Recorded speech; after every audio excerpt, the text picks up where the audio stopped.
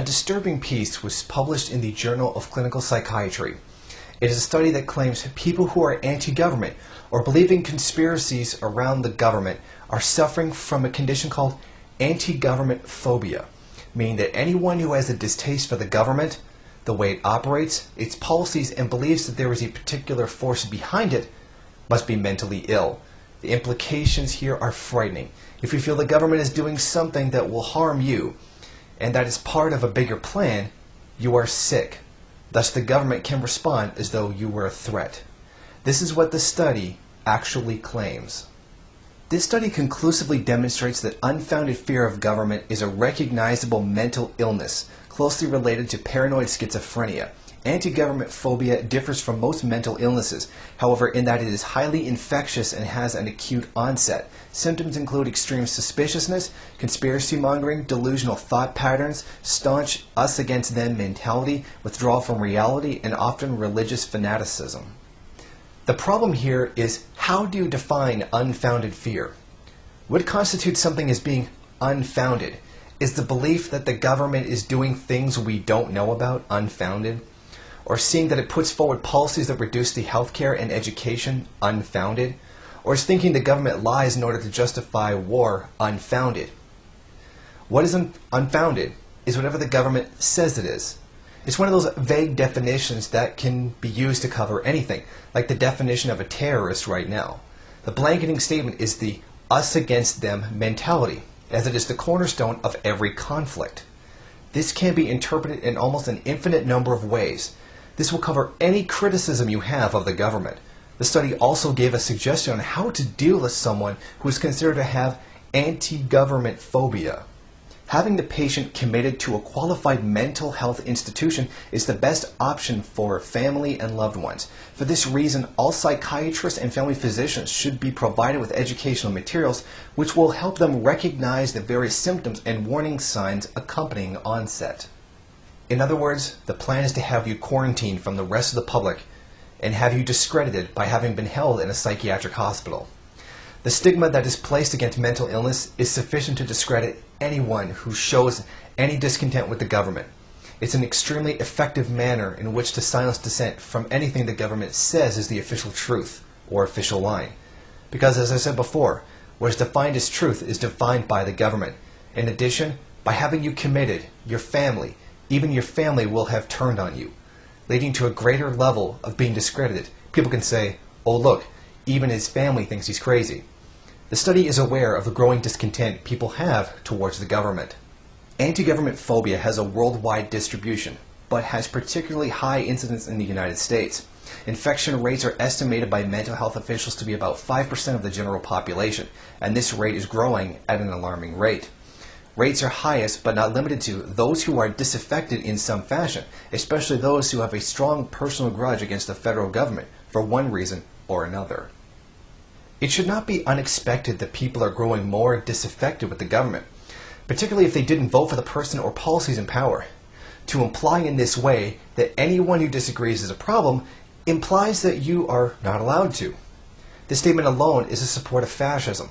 If people are unhappy with the policies being put forth by the government, they not only have a right, but a duty to say something about it. There's a widespread disaffection with the government right now, from all sides of the political spectrum.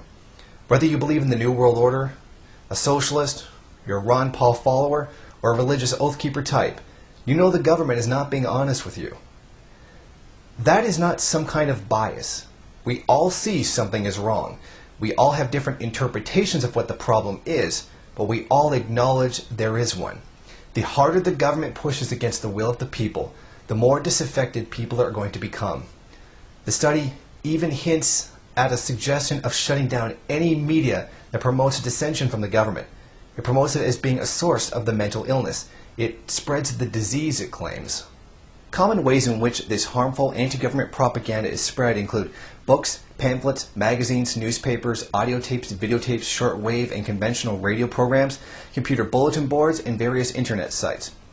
Upon exposure to patriotic propaganda, the patient mysteriously begins to imagine hidden links between unrelated current events, weaving those gross distortions of reality into a complex delusional web, a labyrinth of conspiracy theories with all imagined clues leading straight to the federal government. This mysterious malady progresses until the patient invariably assumes a staunch us against them mentality. Fortunately, anti-government phobia is non-genetic and thus wholly preventable. From an individual standpoint, the most effective prevention policy is obviously not to allow oneself to become indoctrinated by a self-styled patriot, preferably by staying as far away from any potentially divisive propaganda. As an added precaution, one should try and rely exclusively on well-known and reputable sources for news and other information. This clearly is a signal in support of shutting down any media that doesn't agree with the line given by the government. It attempts to show that once ideas enter a person's mind, they become infected, meaning ideas are the most dangerous thing they have to stop. Learning is the key to undoing the ignorance they push on us from the mainstream media or official channels of information. Very telling is the line, upon exposure to patriotic propaganda, the patient mysteriously begins to imagine hidden links between unrelated current events. What exactly is unlinked? Is there a correlation between the events of 9/11 and the invasion of Iraq and Afghanistan?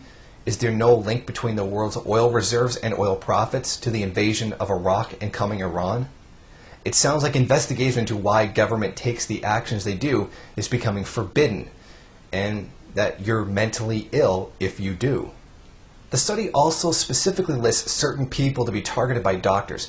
It uses words like believing that the Federal Reserve is not in fact a part of the federal government. In that case, Ron Paul should be locked up immediately and branded as mentally ill right away. It also lists other type of people to be targeted. Delusions may involve the United Nations or concentration camps or the Council on Foreign Relations, and delusions involving takeovers by foreign military troops or jackbooted government stormtroopers dressed in all black, or New World Order and people labeled as patriots. The implications here are clear. Challenges to the official story put forward by the government will be taken as a mental illness. The freedom of speech of every American is in jeopardy. The tactic is devious. They can't shut you up without violating the Constitution, but they can lock you up for being supposedly sick. I am of the opinion that more so-called studies like this will begin appearing as the government is forced to resort to more and more fascist measures to control the population. But according to them, that would mean I have a phobia.